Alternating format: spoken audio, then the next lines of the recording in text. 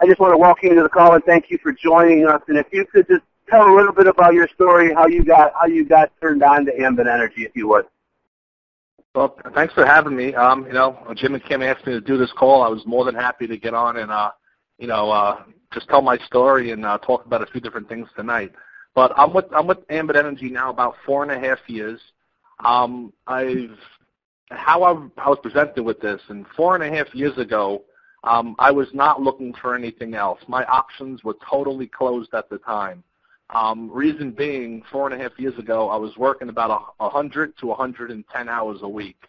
I was really killing myself. I was a traditional business owner.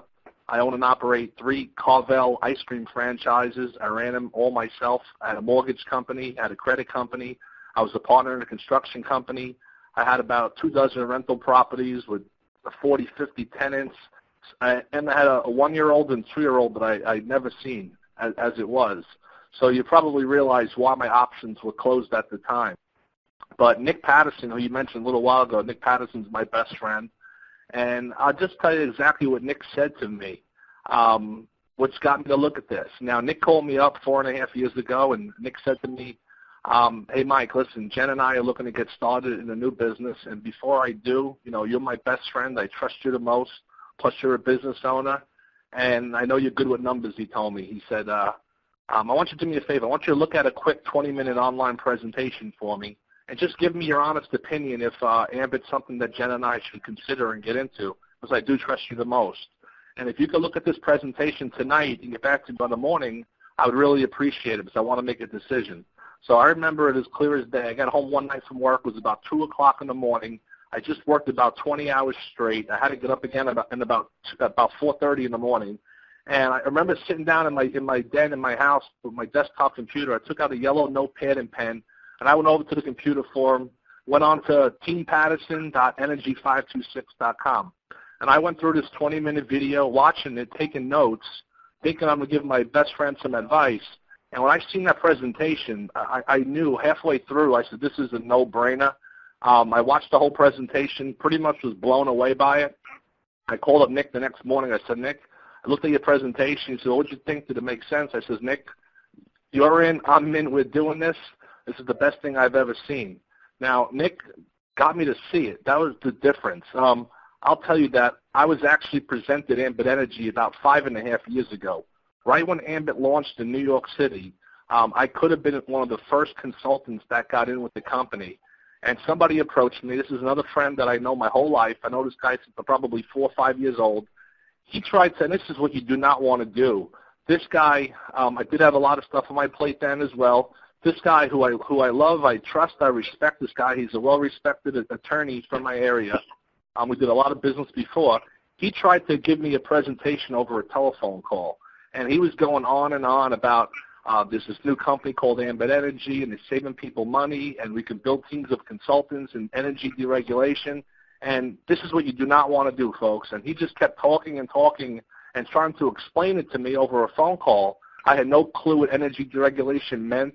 I was so lost. I was so confused. I told my friend, listen, I really appreciate you calling me and thinking about me, but I'm not interested. I wish you the best of luck. I passed on it. I passed on this 5.5 years ago because somebody basically did it the wrong way to me. They tried to talk and explain it to me, and they had me confused, and I passed. Nick Patterson asked for my help as a best friend, got me to look at it. And when I sat down and looked at it, I knew right away it was a no-brainer. So the difference is the first guy tried to talk and explain it. It didn't work. The second guy got me to see the presentation, and right away I got started immediately with it. So, and then if you want to fast forward, I'll fast forward here, basically. So I started doing this part-time. I had 110 hours a week on my plate at the time already. I went to my mentors, national consultant Ray Monty and national consultant Brian McClure, and I told these guys from day one, I love this idea. I love the concept. I love electricity. I love gas. This is the best thing I've ever seen in my life.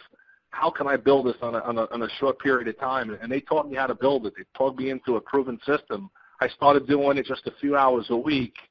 And from there, my business just kept growing and growing and growing. That I guess after about 3.5 years in the business, I really enjoy what I was doing. I seen where Ambit grew at that time, about 5 years in the business. I seen where the company was in 5 years. I seen where they were headed in the future, and I wanted to become fully a part of it. So about a year ago, I started getting rid of everything. I started selling off my rental properties, sold my mortgage company, sold the credit company, sold the construction company, hired people to run my ice cream stores for me. I basically put everything I have into Ambit right now. I think it's that good of an opportunity. I basically put all my eggs into one basket, and I think it was, I know it was a smart move to do, to give up everything else, to basically put everything into Ambit. I think it's the best thing we will ever see in our lifetime. Do I work 110 hours a week anymore? No. I don't get up at 4:30 in the morning no more. You know, I'm able to basically have any lifestyle I want just from Ambit.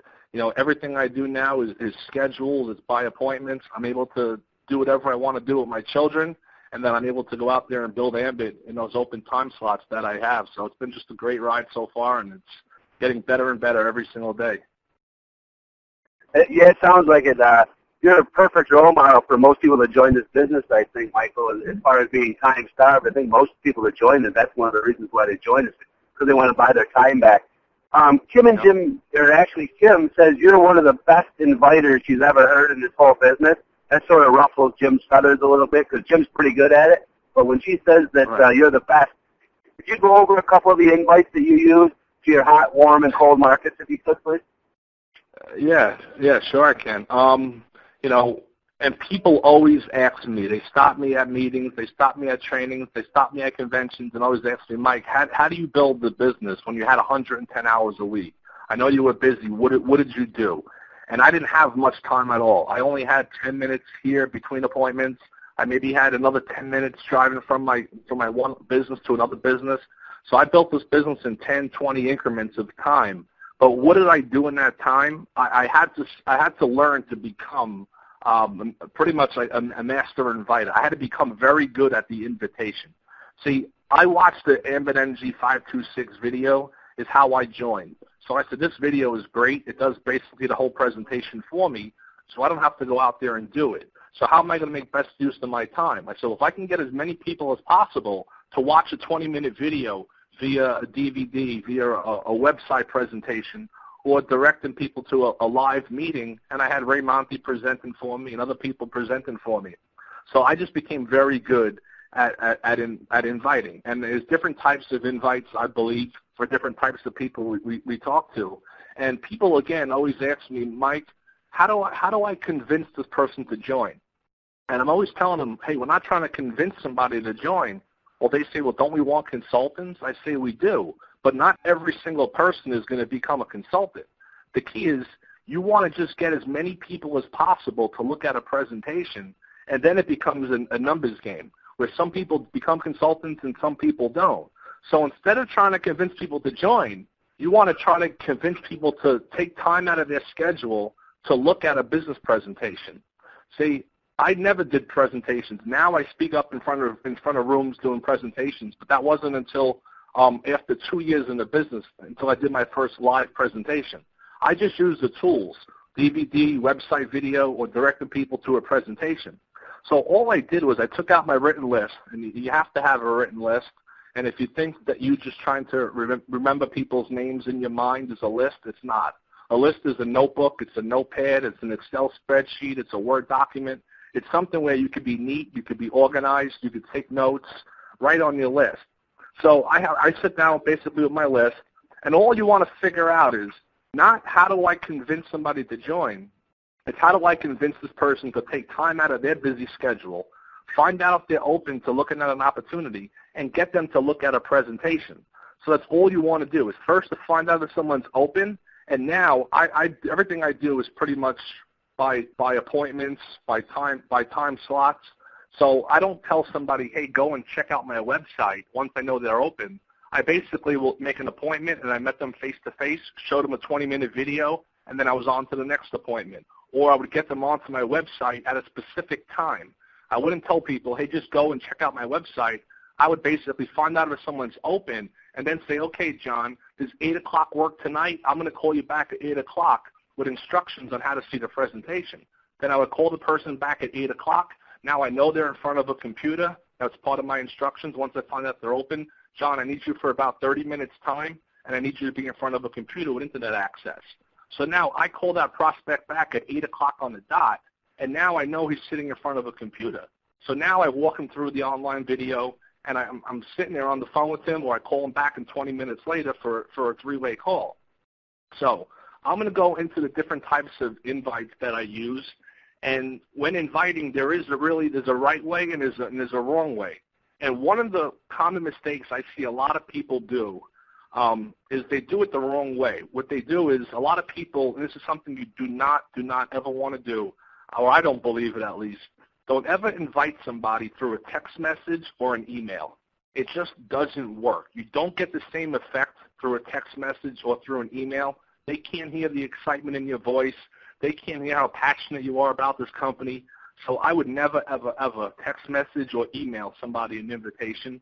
It's almost like you're trying to take the easy way out and get through your list as quick as possible. I'd rather you not rush through your list the wrong way. I'd rather you do it the right way, and I'll show you what I mean by the right way in a minute. Because if you send somebody a text message or an email and they don't respond to you, you're not even sure if they even got your text message or their email. They might be ignoring the text message, or maybe they didn't get it. And it's very easy also for a person to text you back or email you back and say, hey, Mike, I'm not interested, through a text message or email. It's a lot harder for somebody to tell you no over a phone conversation or in person. So one thing you do not want to do right away is text message or email. It's something I don't believe in personally. How I called up every person on my list was basically through a single phone call where I'd have my list in front of me, and I start going down the list one person at a time. Now, I'm going to give you a simple invitation that I use. Now, this is for somebody who, as long as you know the person's name and phone number, this is something you could use, whether it's a friend, family member, business associate, coworker, almost any person you know. And here's exactly what I say. So if I'm going down my list and John is the first person on my list, I call up John. Hey, John, it's Mike Obay. How you doing? Oh, I'm doing good, Mike. How are you? How's the family doing? How's the kids?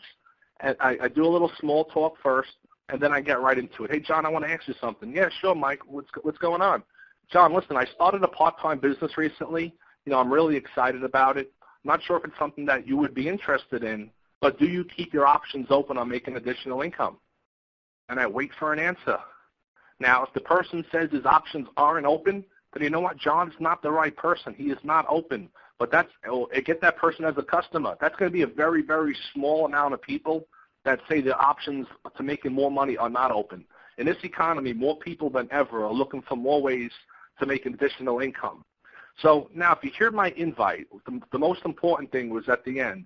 Do you keep your options open on making additional income? Do you keep your options open on making more money? Do you keep your options open on new business opportunities? Anything like that, and that's what we want to find out if the person is open. Now, if you heard my invitation, some people go into long invites. My invitation is short and it's simple. It was probably only 20 seconds, maybe 30 seconds tops. Now, in my invitation, I did not mention Ambit Energy. I didn't mention deregulation. I didn't mention Jerry Thompson or 7-Eleven or saving money or free energy or customers or consultants. I did not mention not one of those things. My invitation was short and simple, just to find out if somebody's open to making more money. Now, there's sort of like 4 parts of my invite, and I'm going to tell you exactly why I say each part. The first thing I say is, John, I started a part-time business. Now, I love using the word part-time. It's one of the biggest things that I use myself, and I teach it constantly. The word part-time, see, people can see themselves doing something part-time. But you always see the person's a part-time real estate agent. He's a part-time construction worker. And people can see themselves doing something part-time. Where if I said, hey, I've started a new business, that person might be thinking right away, well, I already have a job. I can't start a new business. Or I already have one business. I can't start another one. So I say, John, I started a part-time business, because that person can see themselves maybe doing something part-time. And then the second thing I say, John, I'm really excited about this. And when I invite people, they usually hear my excitement in my voice. They usually hear how passionate I am about it. So that's the second thing. Be excited on the telephone. Third thing is, and you could say it 2 different ways, either, John, this may or may not be for you. That's one option, because you're telling the person that if they look at this, they're not forced to do it. Because I'm saying it may or may not be for you. Or, John, I'm not sure if this is something that you would be interested in. What that does also, it basically takes the pressure off the person. And then the last thing is the most important thing. John, do you keep your options open on making more money? And that's what I want to wait for his answer. Once I ask him that question, do you keep your options open on making more money, I stay silent. I wait for the person to answer me. If they say no, I get them as a customer and I move on. Most people will say yes at that time. Once they tell you yes, they're now giving you permission to show them what you have to offer. So you want to go into this person knowing, where does John live? Does John live on the other side of the United States? Then John has to get on and basically look at an online 526 video or a Why Ambit Works video, or maybe direct him to a meeting in his hometown in San Jose or San Francisco. If John lives 5 minutes from you, then you might want to go into this knowing that if John does say yes, maybe John is someone I want to meet face-to-face and sit down with him and show him a presentation. So you want to go into it knowing that if John does say yes, what is my next route? So that's just a simple personal invite that I use on almost any single person. And once they say yes, you want to make a time appointment to basically show them that presentation via over the internet or in person face-to-face. Once they say yes, don't start trying to talk at that point and explain the business to them. They agreed to show you what you have to offer. So meet them face-to-face, show them over the internet, 526 video, and let the presentation basically do all the work instead of you going out there and trying to explain it to the person. Now, that's one invitation I use. Now, when I have my list of people, I have a little bit different categories. So if I have somebody on my list who is older than me or more successful than me, or both older and more successful. See, I'm 35 years old. If I have somebody who is older than me and more successful, I'll talk to them in a little bit different way. Very similar invitation, but I'll say a few different things. And my only focus is not to convince this person to join and become a consultant. My focus is, how do I get this person to see a presentation? All right, so I'm 35 years old. My next door neighbor is a 55-year-old multimillionaire, businessman, entrepreneur, everything. So he's older than me and he's more successful than me. Now, I'm going to tell you my invitation. If you want to time it and see how long it takes, it's probably 20 to 30 seconds long. It's short, it's simple, and listen to the words that I don't use. I don't talk about Ambit Energy and customers and saving money. So let's say I call up Bob on a telephone, or I see Bob outside, he's walking his dog, or he's washing his car. I go up to Bob. Hey, Bob, how's it going? Good, Bob. How was your weekend? Oh, the weekend was great, Mike. Hey, Bob, I want to ask you something real quickly. Listen, Bob, I just started a new business recently. I'm really excited about it. But, I wanted to get another businessman's point of view, and you were by far the first guy I thought about. Number one, we've been family friends for a long time. I know you and my parents know each other for 35 years. But I know how successful you are in business. I always admired you and respected you as a business person. Bob, can you do me a real big favor? Could you give me about 30 minutes of your time that I can actually sit down with you and show you exactly what I'm doing? And maybe you can give me a couple pointers and some suggestions, or just point me in the right direction. Can you help me out, Bob? And now, again, I'm asking Bob a question. Bob, 99.9% of the time, that person will tell you yes. Why? Because he's somebody that I know. I complimented him. I told him we've been friends for a while. I admired him and respected him as a business person. But I didn't ask Bob to become a consultant. My focus is to get Bob to sit down with me. Once I get Bob to sit down, what do? I take out the DVD, I put it in Bob's DVD player, and I hit play. Bob might be taking notes. Bob might come back and say, Mike, you know what, that presentation is incredible. I want to become a consultant. How do I get started? Great, sign him up. Bob might come back and say, Mike, you know what, this looks great, but I'm moving to Florida. I'm ready to retire, but my son would love this. Or the manager at my restaurant would love this, and give me their phone number. Great, go show them the presentation. Bob might come back and say, Mike, it's just not for me, but great. It doesn't matter. We got Bob to see the presentation. And that's what it's all about, is getting as many people as possible to see a presentation. Because not everybody's going to say yes. Some are going to say yes. Some are going to say no. The key is to keep showing people and showing people and showing people. And don't get me wrong, if somebody tells you no right now, that doesn't mean they're never going to join. I now have, tomorrow will be 51 people that told me no 3-4 years ago when I showed them presentations that did not join. 51 people have now called me back and basically became consultants in my business, and Vito will be 51 tomorrow. So he just contacted me a few days ago. So when somebody tells you no, it just means right now is not the right time. You know, people are going to watch you. The longer you do Ambit, the more success you have, people will come back to you. So 51 people I showed told me no, have contacted me back and have joined up now in my executive code, where in the past they would have been in my marketing code or my regional code. And I can promise you that another 50 or another 100 people will probably call me back over the next year, 2 years, or 3 years, because I showed a lot of people this presentation. I made a big list of people, and I just got a lot of people to see the presentation. Some said yes, some said no. So those are two different examples that I use. I told you earlier how the first guy tried to present it to me 5.5 years ago. He did a lot of talking and explaining on the phone. I passed on it. I told you how Nick Patterson, executive consultant, got me to see it when I was already working 110 hours a week. He got me to see the presentation.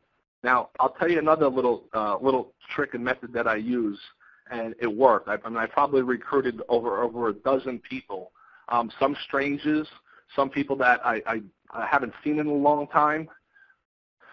What I want to do is everybody that I meet or bump into, I don't want to sound like, obviously I want to get my Ambit presentation in front of as many people as possible. What I don't want to do is I don't want to go up to a complete stranger or somebody I haven't seen in a while, and I don't want to sound like an annoying salesperson. You know, just think about it, because by nature, people have a tendency to get defensive by nature. So just imagine it. Imagine you walking up the street one day in your hometown, and all of a sudden somebody starts walking towards you, and they got a briefcase, and they're going to try to stop you and try to sell you something. They're going to try to sell you a timeshare or a set of knives or something, or a vacuum. No matter what that person is selling, as humans, we tend to say, hey, listen, I don't care what this person is selling. I'm not buying it. So just put yourself in the other person's shoes for an example with Ambit. If I don't want to sound like an annoying salesperson when I'm out there trying to talk to people about inviting them to see a presentation, I'm going to give you a couple different examples on how I used this technique and how it worked pretty good. So one day I was with my son. I guess this is about 2.5 years ago. I was with my son at the park. It was the YMCA park near my house. And I'm at the park with my son. All of a sudden, another father walks in with his son. And obviously, I'd like to mention Ambit to this person and see if he's open to making additional income. But this is a complete stranger to me. So I don't want to sound like an annoying salesperson. Just imagine me going up to the stranger. Hey, how you doing? My name is Mike Obay. Do you want to become a consultant in Ambit and make money? Right away, that person is going to say, nah, man, I'm okay. And he's going to get defensive and not even listen to anything else I'm saying at that point. So what I want to do is I want to get this person's defense mechanism, defense shield down where he starts feeling comfortable talking to me. So what I do is I will talk about everything else in life except for Ambit at this point. I'm trying to get to know the person. I'm trying to get the person to trust me. And what I want out of this conversation is I want the person to ask me what I do for a living, okay? So I'll talk to the person and ask questions, and they'll ask questions back. We'll go back and forth. And eventually, I want the person to ask me what I do for a living. And if they don't ask me what I do for a living, I might eventually ask them, well, what do you do for a living? The person will answer. And then by common courtesy, they'll come back to me and say, well, what do you do? So I'm going to give you an example of exactly how this worked. I was in the park with my son. He was on the slides, going down the slides, running around. And his other father walks in with his son. And he actually started talking to me. He said to me he thought I looked familiar from playing sports, and we found out that I played in the same football league with him in the past. So we just started talking. He asked me how old my son was. I answered him, I asked him how old his son was. We asked what schools the children went to. And then he said to me, hey, Mike, what do you do for a living? And this is what I want out of this question. Now, when a person asks me what I do for a living, I always, always, always mention my current occupation first.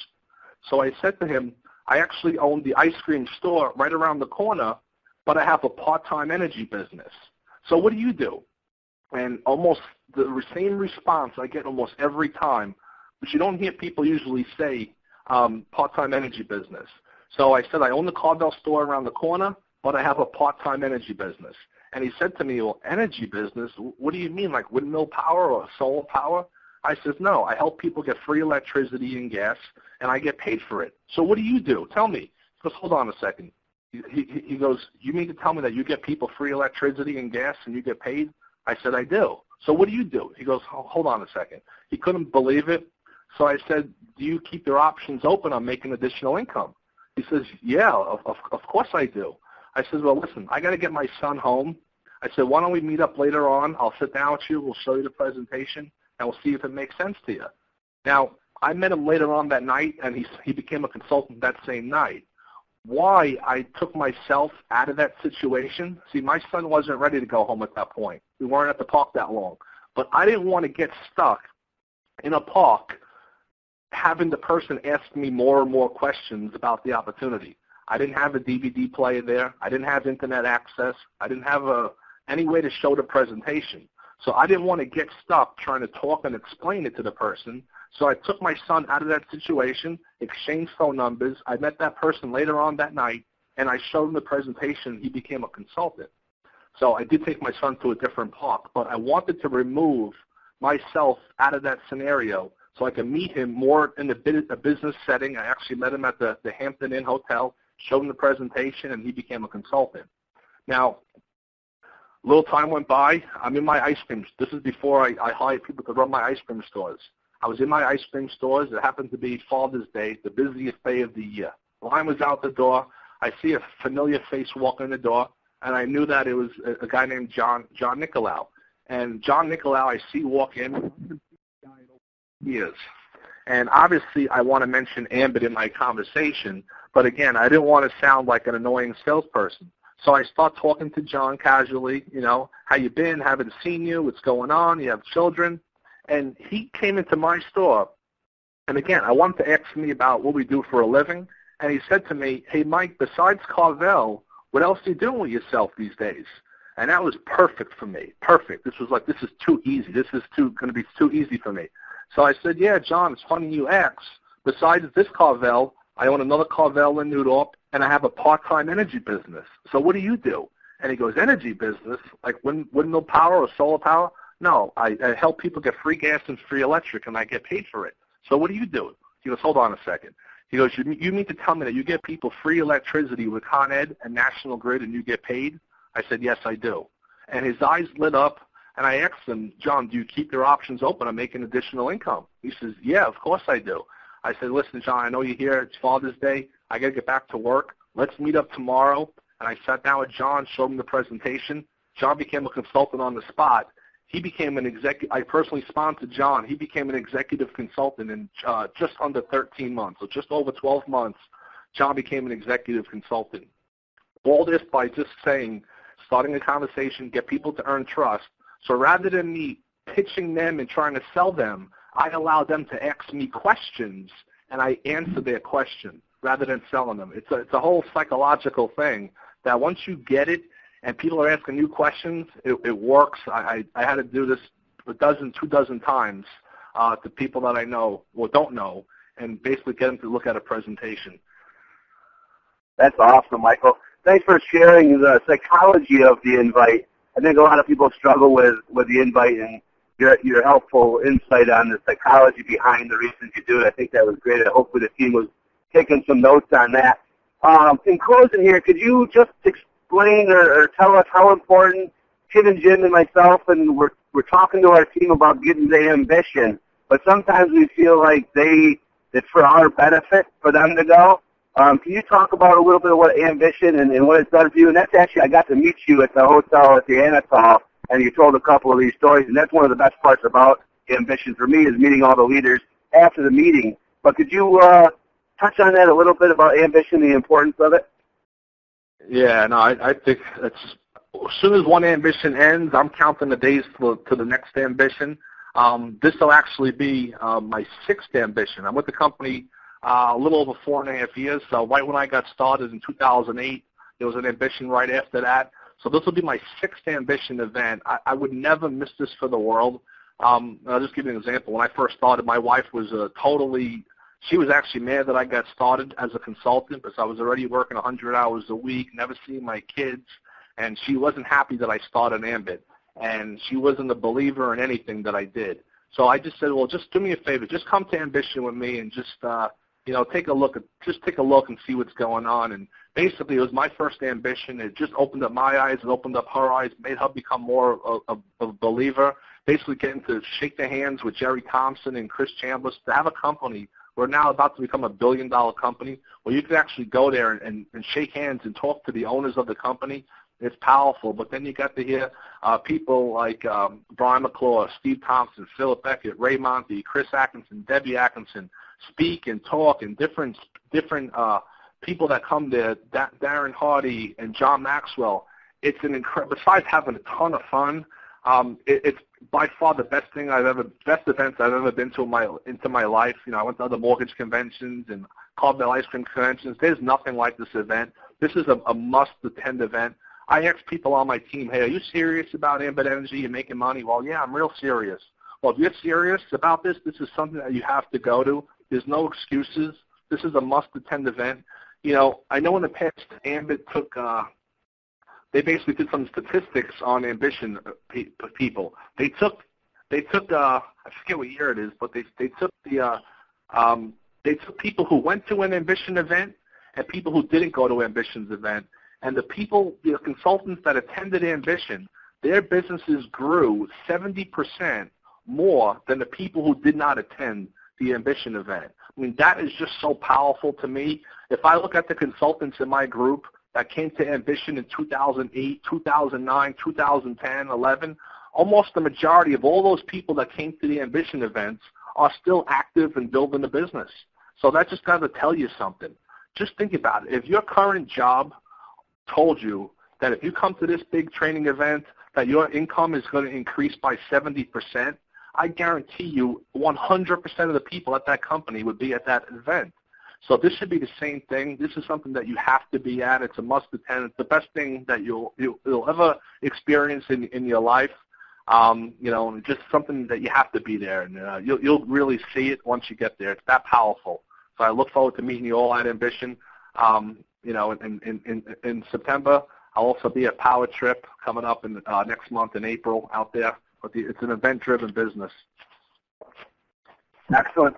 Thank you so much for joining us tonight on the call. It was very helpful.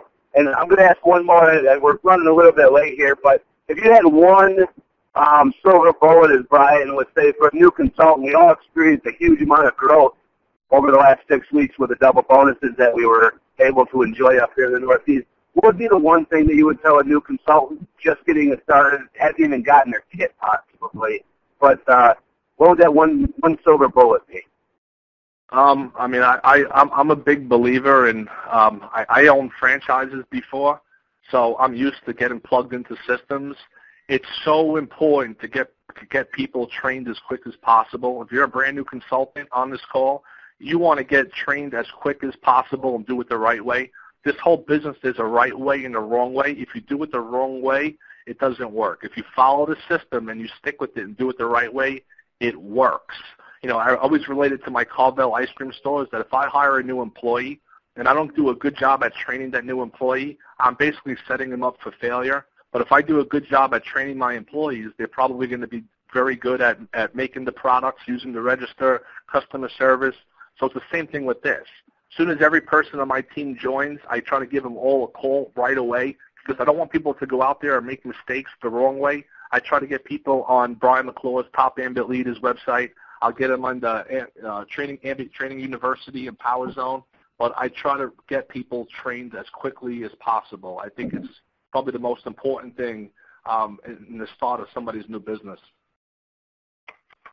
Excellent. Thank you so much. Could have said it better ourselves. I look forward to seeing you April 18th at Brian McClure's Power Trip event and at Ambition. I know Kim and Jim are sad that they didn't get to talk to you. Thank you so much for joining us, and you have a great night. Thank you so much for having me on the call. I really enjoyed it. Thank you. Good night, everybody. Hey, guys, I'm going to open up the lines here. You can let Michael know. Thank you that he got to share with us here, guys. I'm going to open up the lines now, and you guys have a great night. Have a good Ambit week. Jim and Kim will be in Pittsburgh on Tuesday, Washington, Pennsylvania on Monday, Wednesday in Buffalo, and Thursday I don't know where they are. I'll get back to you on the Thursday, but have a great Ambit week, guys. Keep building your businesses strong.